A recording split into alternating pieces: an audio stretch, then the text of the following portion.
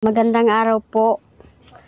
Mabuti po pumasal po si Kuya Buksi dito sa sitio namin po.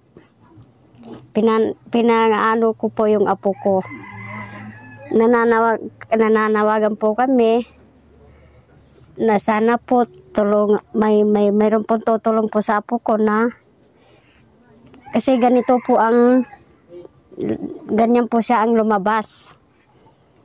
Kaya sana po kung sino pong makakatulong po sa apo ko na ipaano po yung bibig po niya. Patingin po sana po sa doktor. Magandang araw po. Nagpapasalamat po kami na dumalaw po dito si Kuya Buksi sa Sitio Banganit po. Nananawagan po ako na sana po kung may tutulong pong paoperahan ko po sana yung anak ko. Kung may tutulong lang po. Kasi po may ano po yung bibig niya. Simula po nung pagkalabas po niya, ganyan na po. Ako matulungan niyo po kami. Patignan ko po yung anak ko sa specialist siya po na doktor. At ma-operahan po.